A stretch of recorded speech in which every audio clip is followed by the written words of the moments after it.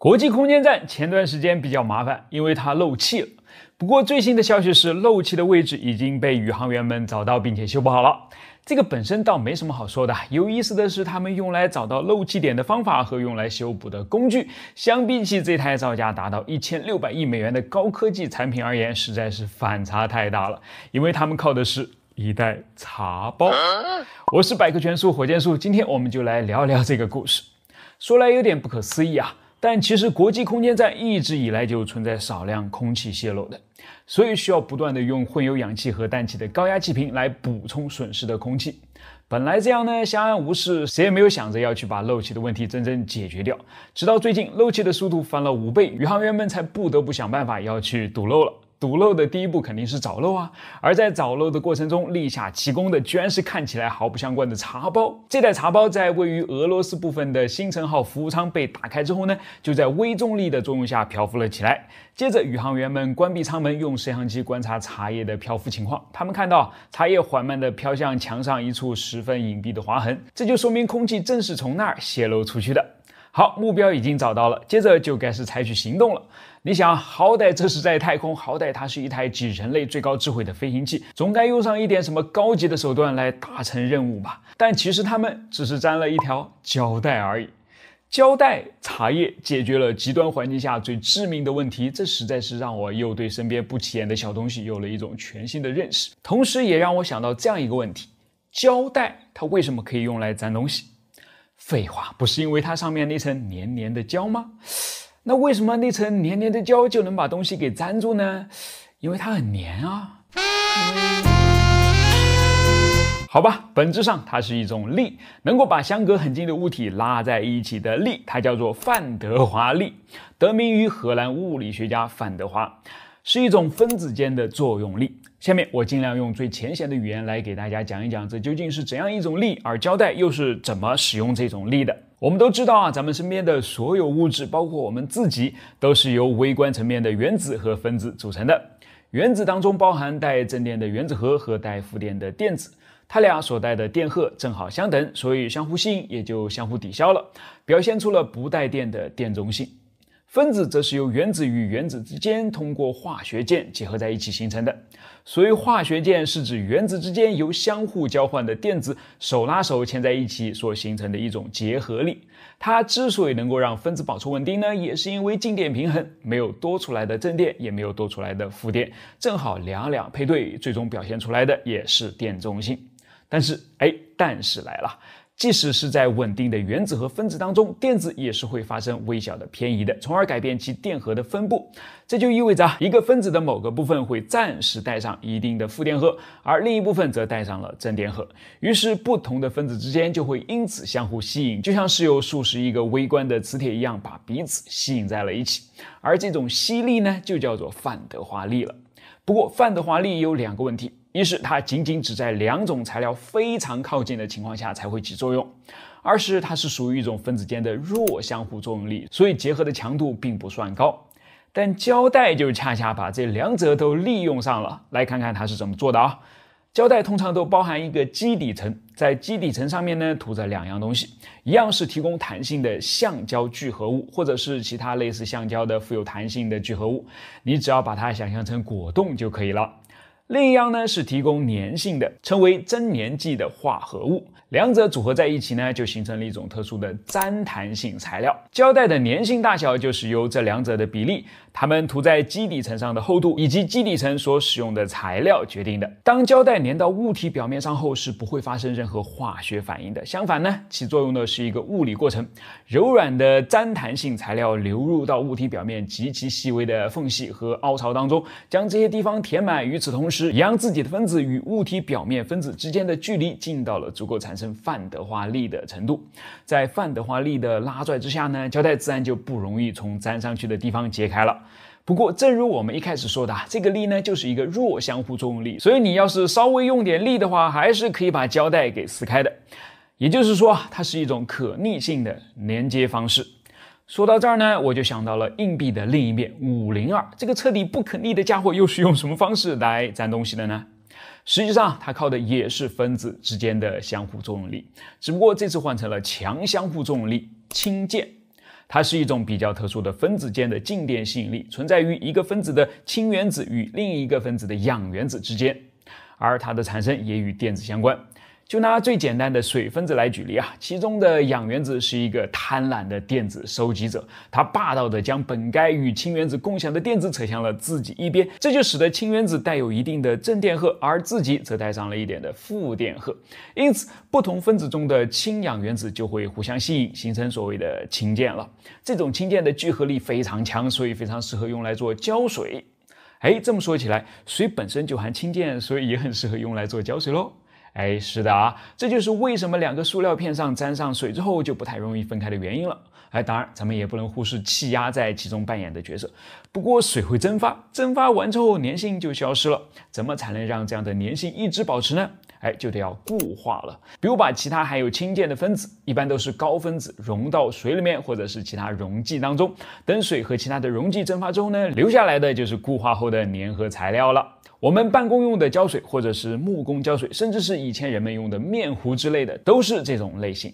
当然，也有不是靠蒸发，而是靠发生化学反应来固化的胶水，比如经典的 AB 胶、502等等。尤其是502，很奇葩的是，它变更并不是挥发了其中的水分，恰恰是它原本不含水，而是要跟粘接物体表面的水分发生化学反应后才能固化。好了，这就是今天的内容，希望它能让你在下一次撕开透明胶带时有一些不一样的体会。我是火箭叔，关注我，把有趣的科学故事讲给你听。最近我体验了一把失重的感觉，那是在飞机上。从新疆到重庆的整个航程，飞机几乎都在颠簸，偶尔还会来一点大的，于是马上就失重上头了，既难受又恐怖。你呢？有没有体验过失重的感觉？在什么情况下体验到的？可以分享一下哦。你说我们偶尔失重一下就很不好受了，航天员在太空中天天都失重，他受得了吗？感受还在次要，失重对人体本身的伤害才是更值得我们关注的。比如骨骼和肌肉退化，心脏和视力出现问题，就连认知能力都会大为下降。NASA 的宇航员斯科特·凯利在国际空间站上待了差不多1年以后呢，重回地球引力的怀抱。但显然地球拥抱他的双手太过热情，以至于让已经习惯了低重力的凯利招架不住。当他迈出最初的几步时，看起来一点也不比婴儿学步更加容易。他的腿并没有及时回忆起曾经是如何协调工作的。重力的缺乏使凯利的身体远离了原本对于生存至关重要的平衡感与协调感。这两者哪怕你在太空当中踩再多的跑步机，也无济于事唯有重力能够给予。好吧，国际空间站呢，都是一个快要退休的东西了。那你说我们正在建造中的最新的中国空间站，为什么就不能采用人造重力呢？我是百科全书火箭叔，今天我们就来聊聊人造重力这个已经在科幻的世界里面存在了几十年的技术。人造重力难吗？它难在哪儿呢？好吧，还是先说答案技术上呢一点也不难，但实现起来却很难。为什么呢？因为只要转圈圈就能模拟出重力了，但圈圈它该有多大呢？这就是个问题了。在电影《2001太空漫游》和《星际穿越》当中呢，整个太空站看起来就像是一个巨大的自行车车轮一样，利用旋转创造出人造重力，使内部的人员可以像是行走在地面上一般舒服的运动。很可惜至少目前为止还没有人真正这样行走过。不过最接近它的体验，你可以在游乐场里面找到。做一次大型离心机，一定能够加深你对人造重力的理解。但我建议你最好是提前准备好一个呕吐袋哦。对了，这也是旋转出来的人造重力很可能造成的副作用之一，我们后面马上就会讲到的。之所以旋转能够产生重力呢，我们得要感谢向心力。因为当旋转起来之后呢，你背后的墙面就会在向心力的作用下不断的推着你，迫使你跟着它一起旋转，而不是沿着一条直线被甩出去。此时呢，你与离心机是相对静止的。当我们把参考系放入到这个相对静止的系统里面时呢，神奇的重力感便产生了。你被一股力量拉向墙面，当抬腿迈。NASA 早在1960年代就开发出了一台巨大的离心机来测试模拟重力的可行性。当我们随宇航员一起进入到被称为是旋转参考系的离心机内部视角后呢，相对来说整个世界都在旋转，而我们是保持静止的。在这里，如果离心机旋转的速度恰好合适的话，一切的跑、跳、走都跟地面上无异了。牛顿第三定律工作良好，由向心力带来的离心力变成了一个绝对真实并且可以测量的重力。所以这就是为什么说创造人造重力其实一点也不难嘛，真正难的是尺寸。还记得我刚才说过的吗？一个恰到好处的旋转速度是产生出人造重力的关键，而问题就在于恰到好处的旋转速度跟离心机，也就是想要制造人造重力的太空站的尺寸关系密切。当它的直径越小时，就越需要更快的旋转速度。你想也想得到，生活在这样一个转得飞快的陀螺里面，一定不是很好玩。注意这已经远远超过了中国空间站核心舱天和号的 4.2 米直径了。像电影演出来的那样，弗兰克普尔肯定是跑不起来的，因为在这样的转速下，旋转参考系里面的科里奥里效应将会非常明显，它会让你在里面的运动方向受到偏转。你只要想想，在地球这么大的一个旋转参考系里面，我们都需要考虑科里奥里效应对火车左右铁轨的不同磨损程度所带来的影响，就能够知道在8米半径的旋转空间里面，它能产生多大的影响了。简单来说，就是你想从坐着站起来呢，都会让原本向上运动的脑袋变成一条向下运动的曲线，然后直接就把你撂倒了，还谈什么慢跑呢？科学家估计想要让旋转速度慢到勉强能够适宜人类居住的话，这个结构的半径至少也得是100米，2个国际空间站加起来差不多有那么宽了。所以不管是发射它还是安装它，都是一个超级花钱和超级费时的事情。有人估计过，像电影《2001太空漫游》一开头的那个半径150米的旋转太空站，大约重68000吨。咱们不管他们是怎么估算出来的，总之，如果按照目前我们的胖五最大25吨近地轨道运力来算的话，也需要发射2720次才能将它送上轨道。这是一个庞大的数量，而且即使真的把它给建出来了，仍然会有很大的问题。比方说，由于半径还是不够大，它会让你的头和脚处在2个明显不同的重力区间，想起来还挺诡异的。但实际情况不止诡异，而是危险了。因为你的心脏必须要更加努力的工作，才能够把脚上的血液拉回到头上，从而保证正常的血液循环。并且呢，你还要习惯于生活在经常性的晕头转向当中，因为如果你弯下腰，甚至只是左右晃一下脑袋的话，都会让耳朵里面的陀螺仪内耳前庭突然间就切换到另外一个重力频道上了。你知道眩晕想吐的感觉是怎么来的吗？就是这么来的。所以我们最后总结一下，想要人工制造出重力通过旋转就可以实现了。这并不难。也许在不久之后呢，就有类似的航天器可以升空了。虽然解决不了根本问题，但至少能够帮助宇航员更加安全地执行太空任务。至于想要满重力生活在太空当中嘛，还真的是有很长的路要走我是火箭叔，关注我，跟我一起期待科幻早日变成现实。人类迄今为止建造过的最昂贵的东西是什么呢？就是浮在天上的国际空间站了。为此，几个参与该项目的国家总共掏出了1600亿美元。这是什么概念可以建4.3个三峡工程，盖14座大型国际机场，立起100栋世界第一高楼哈利法塔。这么多的钱花在天上，值吗？考虑到人类正在立志成为一个太空物种，所以该花的钱还是要花的。实际上，早在国际空间站的第一个模块上天之前人类就已经把实验室绑到火箭上，发射到太空中去过了。那是在1971年，叫做礼炮1号。搞出这个动静的是跟美国干得正欢的苏联。我是火箭叔，关注我。今天我们就来讲一讲空间站的前世今生。最早上天的就是我刚才说的礼炮1号了，它只不过是一系列礼炮空间站中其中的一个而已。从1971年到1982年，苏联先后发射了7座礼炮空间站，这也让其成为苏联历史上最长的一项载人航天计划，并且让它在与美国的登月竞争中失败以后，暂时性的获得了下一轮竞争的领先优势。礼炮号最大的设计亮点就是模块化，通过添加相应的模块就能够扩展空间站的功能。你觉得这个听起来很熟悉吧？是的，现在的国际空间站就正是采用这样的设计，所以礼炮号实际上是为今后的空间站设计铺平了道路。就从这一点它的非凡成就就应该得到极大的肯定。美国的第一个空间站 Skylab 天空实验室于之后的1973年发射成功。那个时候阿波罗罗计划刚刚结束，所以还剩下了一些土星5号火箭。NASA 于是就想，我们能拿它干点什么呢？这么一想，还真想到了一个超酷的点子，那就是直接把土星5号的第3级改造成天空实验室的居住模块。你知道的，土星5号的尺寸至今都无人能及，所以好处自然就是宽敞啊，不仅能够让宇航员在里面享受到太空淋浴，甚至还有专门的娱乐中心，冷餐热食更是必不可少。从尺寸到形式，真的都很美国啊！即使放到现在呢，都是土豪级别的。别看国际空间站很大，但它的居住舱也不过才4米宽，而天空实验室的则达到了6.6米。不过任务本身嘛，反倒是有点出师不利。在发射过程中，其中的一片保护盾掉了下来，然后将2片太阳能电池板中的其中一片直接撕了下来，并卡到了另一片上面，这就有点悲剧了啊！天空实验室的确是进入了轨道，但是如果没有太阳能电池板和护盾的话，它再宽敞也住不了人啊！因为没有电，而且还太热，在太阳的无情炙烤下，里面的温度竟然高达90摄氏度，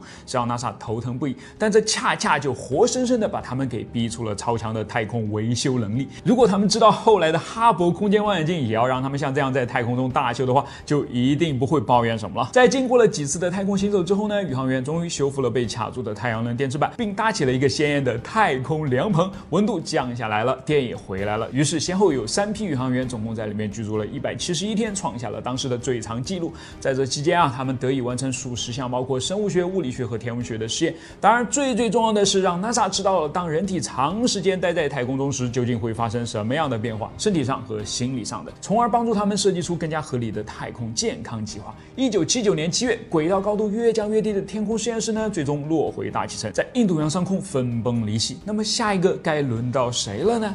答案就是和平号。1986年，尽管当时还有礼炮7号在轨运行，苏联却再次将脚步往前迈了一下，制造并发射了有史以来最令人印象深刻的空间站——和平号空间站。你可以说它一生都是一件未完成的作品，因为跟礼炮号一样，它也是基于模块化打造的，所以可以一直天天补补。作为对比啊，如果把天空实验室放在和平号上呢，基本上只能算是其中一个大一点的模块罢了。随着时间的增加，最后的和平号由6个对接口和7个模块组成，你其实已经在它身上看到了后来的国际空间站的影子了。的确，它也是够国际的啊！在它运行的15年间，接待了来自12个不同国家104个客人。尽管居住在那儿体验一点也谈不上舒服，甚至还有点担惊受怕，因为它总是故障不断，系统崩溃什么的都是小 case 啦，时不时来一个撞车或者火灾才更要命啊！要知道这可是太空，太空里哪来什么疏散通道呢？最终，2001年3月，在活过了苏联解体，并一直坚持到国际空间站成功上天，超过了其设计寿命整整2倍之后呢，和平号空间站在太平洋上空化为火球，把接力棒成功的传递了下去。国际空间站迄今为止人类最大的空间站，比和平号大了4倍，几乎相当于一个足球场的大小。从1998年运行至今，现在由15个加压模块组成，总共有5个航天局参与其中，只是少了中国。不过天宫来了，2011年天宫1号发射，2012年实施首次载人对接，2016年天宫2号发射，同年成功实施对接。而我们的多模块空间站也计划将在2022年前后发射升空，也就是说，到了2024年呢，当国际空间站退役并坠毁时，中国将有可能成为全球唯一一个拥有空间站的国家。接力棒还是传到了我们手里，怎么样？你骄傲吗？我是火箭叔，关注我，让科学更有趣。中国航天经过将近30年的努力，即将迎来空间站的时代。在我们国家的空间站上，当然也会应用到目前世界上最先进的一些技术，比如说电推进技术。它将作为空间站轨道的维持动力装置，这样一来就能够显著降低推进剂的消耗。那么，到底什么是电推进呢？它跟传统的推进方式有什么区别呢？现在都发展到了什么地步了？我是火箭叔，今天我们就来简单说一说。根据牛顿第3定律啊，一个作用力必然会产生一个大小相同、方向相反的反作用力，火箭的推力正是这样产生的。传统情况下，其实也不算传统啊，毕竟迄今为止我们还都是这样让火箭飞起来的。我们通过在火箭发动机里面燃烧推进剂，形成向后喷出的高速射流来产生推力。尽管这样做已经快1个世纪了，但它却有一个非常难受的缺点，那就是别看火箭看起来挺大个的，其实每次只能送那么一点点的东西上天。为什么呢？因为想要摆脱地球引力的束缚，火箭必须要在很短的时间内获得极高的速速度。你可以想象，蹲在起跑线上的运动员，为了在鸣枪后的一瞬间让自己的速度比别人都快，他要做的肯定是用最短的时间将自己最大的力量蹬向地面啊。火箭没有腿，所以蹬不了，但他有个优势啊，那就是身上的肉是可以甩掉的。于是这就变成了一个看谁甩肉快的游戏。如果火箭能在越短的时间内甩掉越多的肉，当然所有是开玩笑啊，你们都知道这里指的是火箭里面装的推进剂了，它就能加速的越快啊。在这种情况下呢，要是一心只想赢的话，那最好就是浑身上下装的全都是可以烧掉的推进剂了嘛，甚至连自身都可以烧掉或者丢掉的。好了，现在你能够明白了吧？火箭哪怕只是装了一点点对我们而言真正有用的东西，都是做出了巨大的牺牲啊。而且你也明白了为什么火箭非要把自己分成好几节，然后边飞边丢吧。这一切都是为了在紧巴巴的情况下把东西送上太空。以上就是传统的推进方式，靠燃烧并丢掉化学推进剂来前进。那这样说起来，电推进就好理解了，肯定是靠使用电来把某样东西丢掉，然后获得反作用力来推动航天器前进的。一点没错，电推动正是这样工作的，背后的原理依然是连小朋友都知道的牛顿第三定律。这里要丢掉的东西就要小很多了，离子，也就是失去或者获得多余电子的原子。于是好处你大概也能猜到吧，就是哪怕你只背了一点点的燃料，也可以丢上很久很久，于是你就可以不断的加速加速再加速，用时间来证明自己的价值。你多半听说过霍尔推进器，它就是电推进器其中的一个典型代表，属于静电式推进系统。其他的还有电磁式和电热式，基本原理都差不多。既然霍尔推进器是热门选手，那我们就讲它了。简单说一下原理啊，在霍尔推进器的内部呢，有一对相互垂直的电场和磁场，用来产生霍尔效应。这也就是它为什么叫这个名字的原因了。在它的外部呢，有一个持续稳定的放着电的电子源，它所产生出来的电子在霍尔效应的作用下呢，做起了绕圈圈的运动，形成了一个环形的电子束。当我们把推进剂，通常是多星气体氙气送入到这个环形的电子束堆里面去之后呢，这些欢腾的电子就会跟推进剂发生猛烈的碰撞，从而使推进剂电离。最终在磁场的作用下，这些被电离了的氙离子加速向后喷出，形成了推力。这样的推力有多大呢？我们拿 NASA 最新推出的镶嵌了3个环的 X3 霍尔推进器来举例。这台打破了好几项历史最高纪录的推进器产生的推力能够达到 5.4 牛顿。哇哦，这个厉害了，大概能够举起110张80克的 A4 打印纸，可能比这本杂志还要轻一点吧。这么没劲，为什么大家都还要使劲去研究它，而且我们还要把它装在自己的空间站上面呢？其实道理很简单啊，拿龟兔赛跑来举例啊，兔子有爆发力但没有持久力，乌龟没有爆发力但能够坚持到天荒地老。传统推进器就是兔子一口气把航天器推出大气层，想要再来一口气，对不起，没了，加速到此结束。接下来的旅行呢，拜托给各位装着引力弹弓的行星了。所以传统的远距离宇宙旅行啊，基本上就是一次靠天吃饭的豪赌。而如果换上电推动，当然是要在传统火箭把航天器给推出大气层之后哦。不要问为什么，你觉得只能举起110张纸的发动机跟地球引力打一架，谁会赢呢？这可以用很少的推进剂来实现长时间的不断加速。在太空中，哪怕是一点点的加速都是可以不断累积的，最后的结果就是能够把航天器加速到一个不可思议的80万公里每小时的速度，从而让我们能够更快的到火星旅行一趟。好了，相信你肯定是听懂了，那我们就共同来期待我们自己的电推动发动机，不光是装在空间站和卫星上面，更是在不久的将来会装到我们自己的深空探测器上面。我是火箭树，关注我，让你爱上科学。被波音送到轨道上面的2名宇航员还被困在国际空间站当中啊，但他们也许还值得庆幸啊，因为至少现在他们还有地方可以待嘛。要是波音再隔几年上天之后，他们要是遇到同样的氦气泄漏，那真就无处可去了，因为那个时候国际空间站已经不在太空，在海里面了。我们都知道，国际空间站的退役已经成为一个无法阻挡的事实。根据 NASA 最新发布的信息，他们计划使用 SpaceX 经过改装的 Super 版本的龙飞船，在2030年左右把国际空间站推离轨道。届时它将在大气层当中猛烈燃烧，创造出人类历史上最昂贵的一个大火球，价值大约1500亿美元，来点亮太平洋的上空。最终剩下的残骸将在新西兰和南美之间的尼莫点坠入海洋。注意啊，这个位置的命名名灵感来自于著名的科幻小说《海底2万里》当中的尼莫船长，而不是动画片《海底总动员》里面的小丑鱼尼莫。因为这儿是地球上距离任何陆地最为遥远的地方，也远离了任何的航线与洋流。自1971年以来，就成为了废弃航天器的乐园，俗称航天器墓地。已经有超过200个太空废弃物葬身于此啊！国际空间站它再牛，最终拥抱它的还不是这帮难兄难弟吗？那真到了那个时候，是不是就意味着只有咱们中国的空间站还运行在轨道上呢？最好还要让美国、欧洲、加拿大和日本的宇航员们排着队申请上咱们的空间站才好呢。但实际情况可能并不是这样。NASA 精得很呐，他不出钱搞空间站了，但能不找一些接盘侠吗？这些接盘侠就是私人航天啊。显然，未来的空间站也是一门生意了，只是说它是不是一个很有前景的生意，还有待进一步的验证。不过有些公司已经迫不及待的想要在这个全新的舞台上证明自己了。下面我们就来了解一下几座可能会成为国际空间站接替者的未来空间站项目。第一家是 Axiom Space 公里太空的 Axiom Station， 他们计划先将其连接到国际空间站，然后在所有模块连接好之后呢，再将其从国际空间站中分离出来，成为自己的空间站。一旦完全组装好 ，Axiom Station 的可用体积将几乎是国际空间站的2倍。第一个模块计划于2024年连接到国际空间站，并于2028年全面完成。但现在看起来显然是实现不了了，大概得推到2026年才能连上第一个模块。建成之后 ，Axiom Station 将用于微重力、太空制造的研究，并为私人和专业宇航员提供住所。第二家是 Vast Heaven 空间站，实际上它很可能才是首先进入轨道的那个接替者。为什么呢？因为它简单，这是一个大简化的系统，就是一个单模块。单次发射就能够上去了啊，类似于最初的礼炮站啊。Vast 公司最初的计划要比现在有野心的多啊。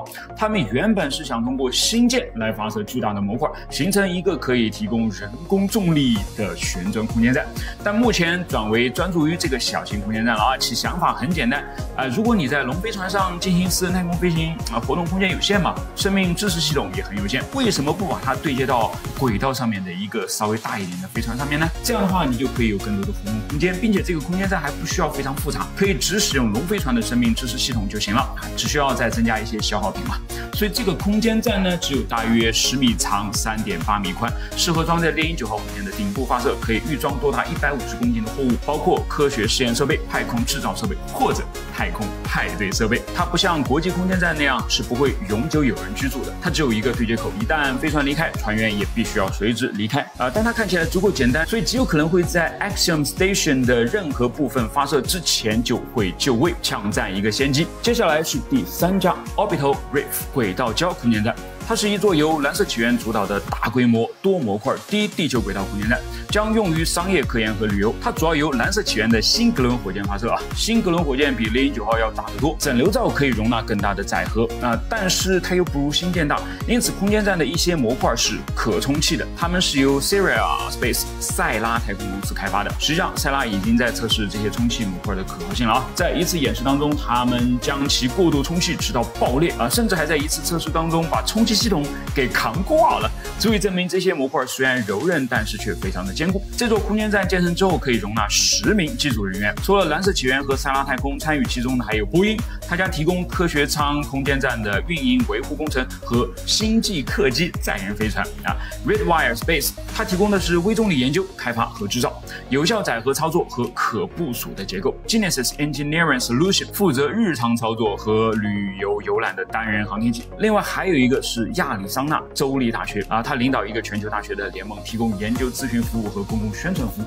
现在原本应该在2020年代下半叶投入使用的，但现在看起来可能性也不那么大了，尤其是考虑到波音的星际客机是那么的拉垮。下一个候选者是 Starlab， 跟 Orbital Reef 一样，它也将是一个完全由私营公司运营的空间站。Starlab 原本由 Nanoracks、Voyager Space 和洛克希德马丁来运营，但后来洛克希德马丁推出洛斯罗普格鲁曼加入，空中客车成为其主要的合作伙伴。Starlab 的一个特殊之处在于其主要结构是一个由340立方米的大型充气栖息地组成的。该站还配备了一个60千瓦的动力和推进元件，一个用于维护货物和外部有效载荷的大型机械臂，以及一个最先进的实验室系统，用于承载先进的研究、科学和商业能力。Starlab 计划于2027年通过一次新舰发射来部署，可以同时容纳4名机组人员。最后，其实接替国际空间站的也可能是月球门户它是阿尔忒弥斯计划的其中的一部分，旨在将人类重新带回月球，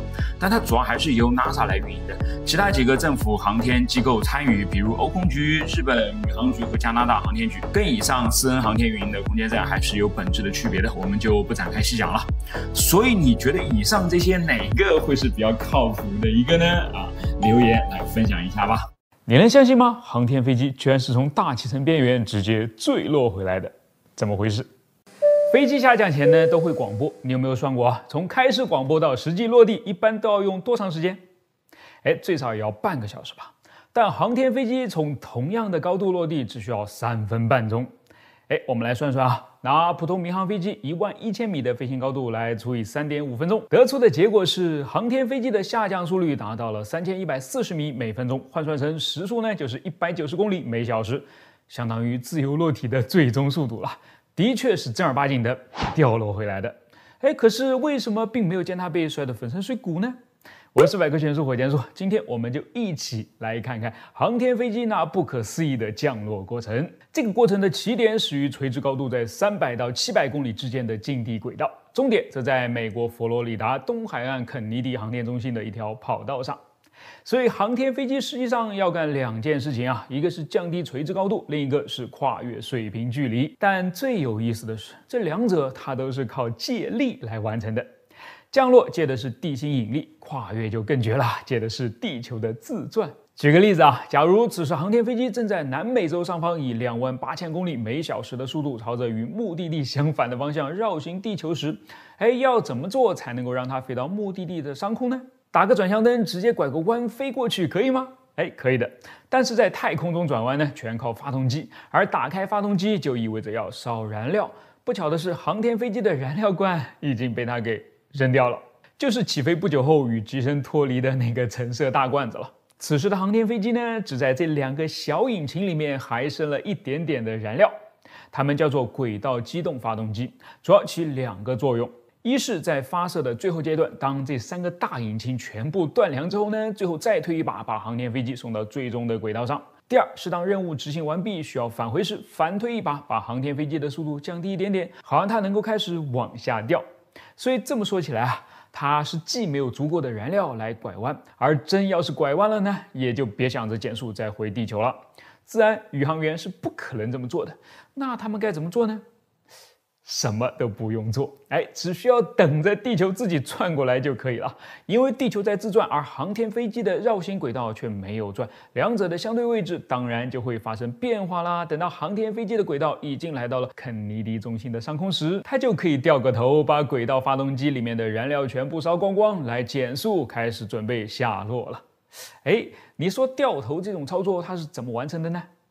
是靠这些在机鼻和机尾处分布的几十个小型推进器来完成的了。就连每个轨道机动发动机身上呢，都有12个这样的推进器。当反推结束之后，航天飞机的速度大约下降了每小时400公里，足够它脱离轨道开始下落了。从这里开始剩下来的一切那都是滑翔了。是的，这大概是人类迄今为止最大、最重、最快的一架滑翔机了。大约滑翔半个小时之后呢，航天飞机就开始进入大气层了。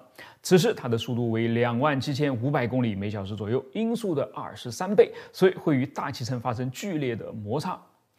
航天飞机正好可以利用这样的摩擦来减速于是它将机头翘起大约40度，用自己的腹部来冲着前方的空气，以便达到最好的减速效果。在巨大的热量下，空气都已经被电离了，所以从各个视角看起来呢，此时的航天飞机都像是被包裹在一个火球当中，而阻止它真正燃起来的是机腹上盖着的2万块硅板和机鼻与机翼前缘部分的碳复合材料了。它们都有绝佳的隔热性能，尤其是碳复合材料。所以你应该就知道航天飞机在重回大气层中最热的部分在哪儿了吧？就是在这个灰色的部分。当年哥伦比亚号灾难的发生呢，就是由于翼尖部分的隔热材料受损造成的啊，那是一个既悲伤又富戏剧性的故事。改天我们来好好讲讲。就这样，靠着与空气摩擦呢，航天飞机的速度逐渐降了下来，同时高度也降低了。看起来呢，一切都在朝着好的方向前进。如果不出意外的话，肯尼迪航天中心的跑道就在前方8000公里处静静地等待着。但是降低的高度带来了升高的空气密度，这个时候呢，机翼就遇上了一点麻烦了，因为升力开始产生了。咦，有升力不是很好吗？飞机不都是靠升力来飞行的吗？是的，对飞机来说呢，确实是个好消息。但此时的航天飞机它还不能算是飞机啊，它只能算是一个长着翅膀的返回器而已。有升力是很麻烦的，如果任由升力产生的话，它会被重新推出大气层，然后像打水漂那样，不知道会飘向何方的。此时减小升力的最简单的办法呢，就是进一步抬高机头，产生更大的阻力来将速度减掉。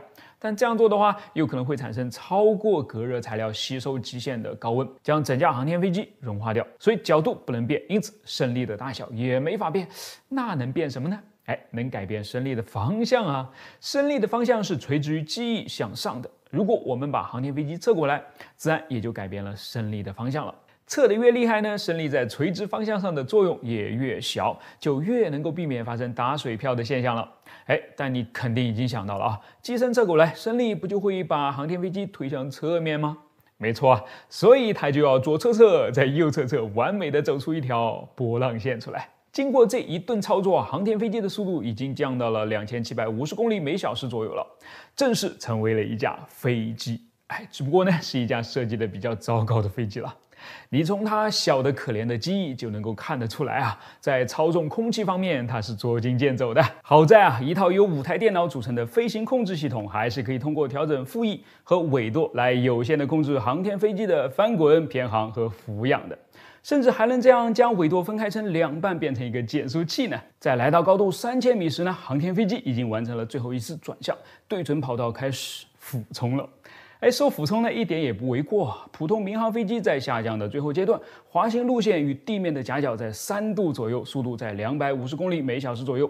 而航天飞机呢，夹角是20度，速度是550公里每小时。基本上它就是撞上去的。为了避免真的撞上，飞行员会在最后只剩几百米的时候呢，紧急将机头拉起，再次像是在大气层顶端那样，用速度来换阻力，帮助航天飞机最终降到360公里每小时的触地速度上，然后啪的一声，在继续滑上5公里后呢，终于停了下来。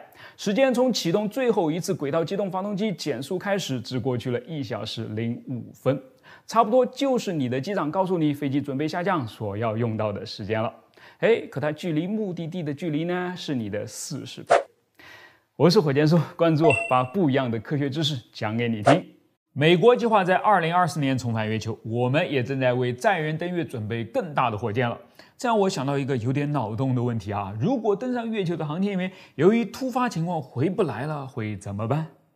理论上，这在现在呢，应该不是个大问题啊。毕竟电影里面都去火星救过马特·达蒙了，真要去近得多的月球把人给接回来，想必是可以实现的。只是换到50多年以前，当阿波罗11号第一次将人类送上月球后，如果出了意外，阿姆斯特朗和奥尔德林还有多大概率能够活着回来呢？我是百科全书火箭叔，今天我们就来 What if 吧。事实上啊，他们还真的就差一点被困在了月球上呢，因为当时负责为登月舱上升段点火的开关居然断了。要是点不了火，上升段就无法离开月面，2名航天员不就得留在这儿了吗？好在啊，关键时刻，奥尔德林摸到了自己口袋里面的一支沾尖笔。当他战战兢兢地将这支笔对准点火开关原来所在的小孔插进去时，奇迹发生了，它居然可以工作。这不仅让登月3人组松了一口气，更是让地面上的尼克松总统呢松了一大口气啊！因为此时他的手上可能正拿着另一份早就已经准备好的电视讲话发言稿了。开头是这样的：命运注定，到月球探索和平的人们要留在月球上安息了。尼尔·阿姆斯特朗和巴兹·奥尔德林这2位勇士深知他们已经无法回归，但是他们也明白，他们的牺牲将给人类带来希望。好在这份稿子可以暂时放下了，不过这纯属运气，对吗？按照规定啊，这2位航天员在重新进入登月舱之后呢，是要把身上所有的东西都扔掉才对的。奥尔德林都已经把昂贵的哈苏相机给扔了，可就是这么鬼使神差的留下了这支看似并不重要的战舰笔。所以，万一他真的很听话，连这支笔也给扔掉了呢 ？NASA 会怎么做？他们能干的其实也就只有一件事，就是给总统赶紧打电话过去，让他再重新拿起那一份发言稿嘛。是的啊。他们从来都只有一个计划，那就是登月，而不是救援。因为像火星救援那样用下一个任务的飞船去把上一个任务留在外星表面的人员给接回来，在阿波罗计划时期是绝对不可能的。理由大概如下：第一是尺寸限制。为了完成月面的降落和起飞呢，登月舱被设计得非常狭窄，想要在里面容纳下4个人，几乎就是不可能的。举一个实际的例子啊。当第一位航天员从月球表面返回时，他不得不先进来，然后关闭舱门，退到飞行驾驶位之后，才能腾出空间，重新打开舱门，让第2名航天员给进来。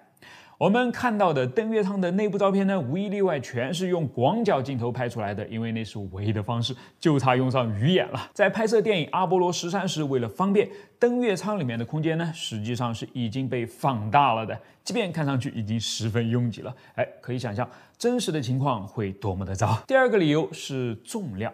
登月舱从来就没有考虑过要承载4个人的重量的，估计这一上去啊，可能飞都飞不起来了。第三，成本。这里既指实际发生的金钱成本，也指潜在的机会成本。土星5号每次发射要烧掉纳税人10亿美元的真金白银，那还是数倍于现在的1960年代的美金哦。然后，就像那句话说的，我们在一个几乎不可能的时候去了月球，都已经赌上一次失败了，还非要再冒一次同样的险吗？而且，即使冒险成功了，他们大概率面对的也只是2具已经僵硬的尸体而已。是的啊，在缺乏补给的狭小登月舱里面，2名航天员是撑不了多久的，既没法去种土豆，也没有足够的能源去长时间的维持循环系统工作，不是饿死就是闷死、冻死了，是等不了马特·达蒙那么久的。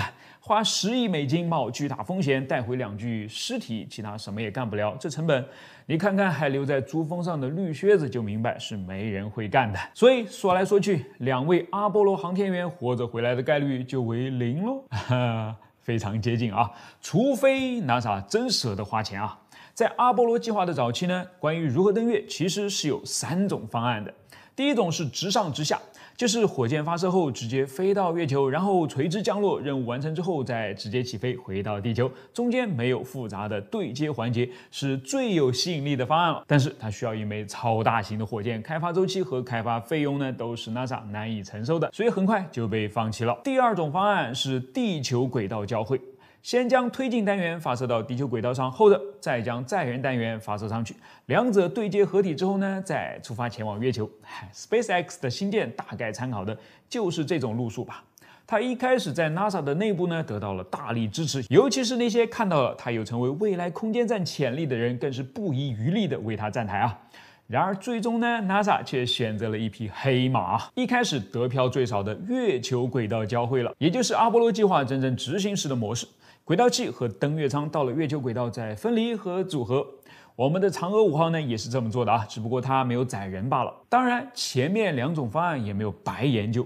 比如第一种方案，其实在早期的时候呢，就已经衍生出一种新的想法了。在这个想法里面呢，只派1名航天员去到月球，然后故意将他留在那儿，通过发射货运火箭来给他提供持续的补给。那什么时候再把它接回来呢？等 NASA 把有能力去接它的大火箭研发出来之时呢，就可以了。求这位航天员的心理阴影面积啊！这样做当然是有好处的，可以更快的登上月球，抢下太空竞赛的第1呗。但估计 NASA 呢是有认真的去求心理阴影面积的啊，结果发现实在是太大了，就没有这么干了。但这个计划之所以存在，就说明至少往月球上发射单独的补给火箭完全可行啊。既然月球勘测者1号都已经在1966年实施过软着陆了，那么把食物和氧气用最快的速度送到航天员的身边，问题不大嘛？只是 NASA 的肠子可能都要悔青的，因为他们在一开始明明还有一个便宜得多的选择，这就是紧急月球逃生系统 LESS 它长这个样子，折叠在登月舱的侧面，在必要的时候呢，可以拉下来坐上去，点起火飞起来，手动的找轨道器对接去。驾驶它一定相当兴奋吧？好了，开个玩笑，所有第一次的冒险呢，都充满了不确定性，一去不复返，并不是闹着玩的。向那些无惧无畏的航天英雄们致敬！我是火箭叔，关注我，把不一样的科学知识讲给你听。火箭一定要处在地上起飞吗？不一定嘛，把它挂在747的机翼下方，先带上高空，再水平发射也是可以的。觉得新鲜吗？其实都是航天飞机玩剩下的啊！早在1977年，人家就已经从一架747的背上成功放飞过了。不信你看。不过很可惜啊，他这次的目标呢不是天上，而是地下，并且以后也从来就没有真正的突破过大气层。所以这到底是一架什么样的航天飞机？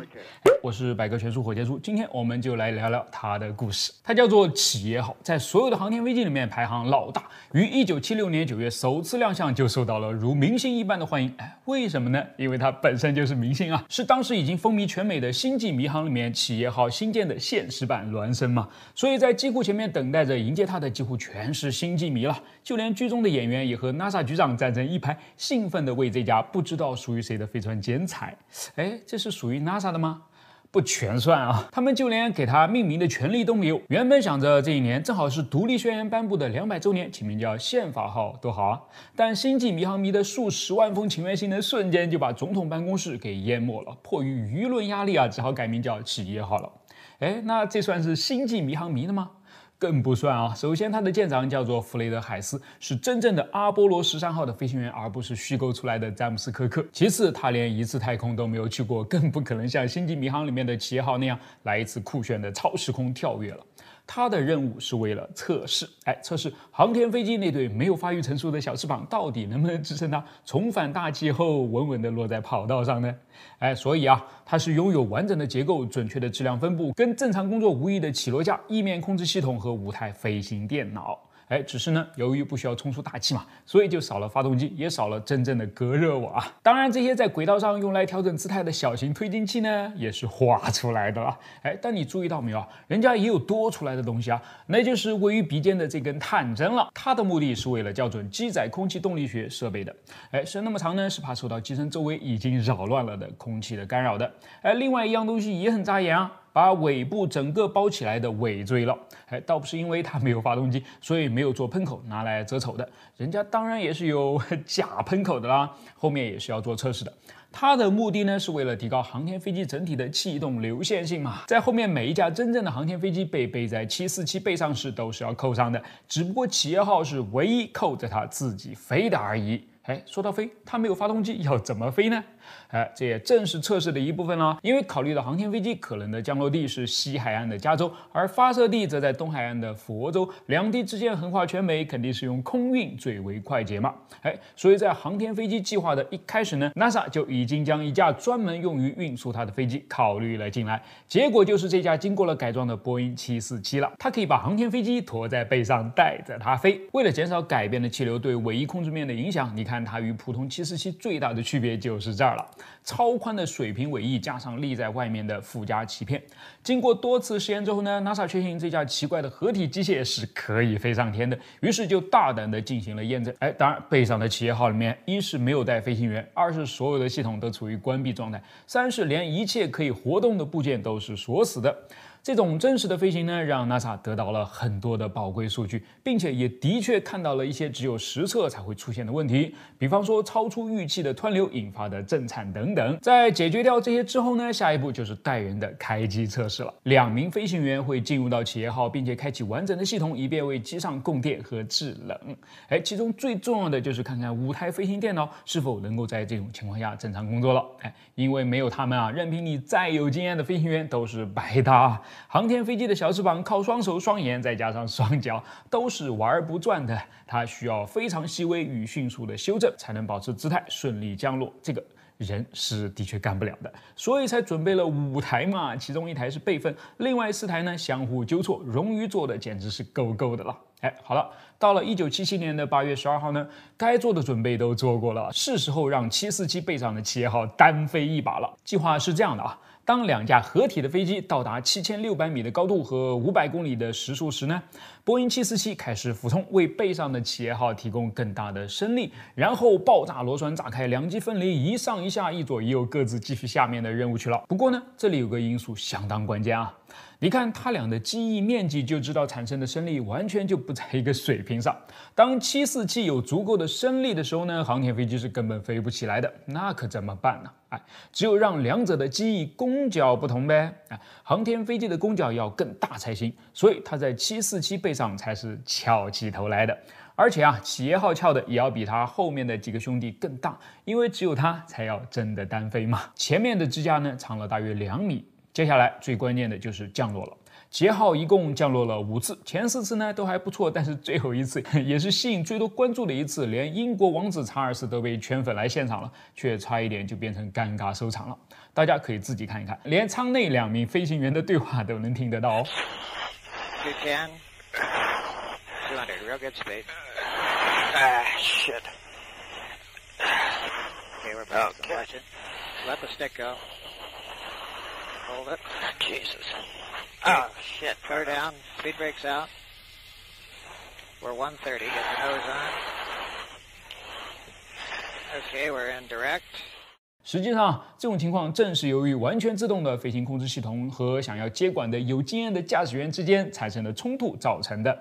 跟别的飞机不同啊，航天飞机的机翼上呢有一对额外的升降副翼，它们既可以控制飞机的俯仰，也可以控制飞机的滚转，但是电传系统对俯仰控制的优先级要更高一些，这就会让当接近地面控制指令越来越密集的发布时，飞机的俯仰变得有些滞后了。这哪是有经验的飞行员看到过的状况啊？所以他们就忍不了要去介入调整飞机的俯仰，但飞行电脑一看，你这不行啊，又给再调了回来。这拉锯战一开，结果往往就不那么好了嘛。看来人和电脑的配合呢，还要再单独拎出来练一练啊。这个画面呢，看起来怕不怕？它就是 NASA 为了训练电脑和飞行员专门改装的一架 F8十字军战斗机了。就这样慢慢调教和配合之下呢，世界上最难飞的滑翔机航天飞机才越降越稳了。当然，这一切的开始都是这架可能很多人根本就不知道的企业号航天飞机了。在经历了天上的飞行试验、地上的运输试验、架子上的吊装试验，还差一点当了挑战者号的备胎之后呢，他现在正安静地趴在纽约曼哈顿退役的无畏号航母甲板上，无声地讲述着这段历史。好了，这就是今天的内容，我是火箭叔，关注我，把不一样的科学故事讲给你听。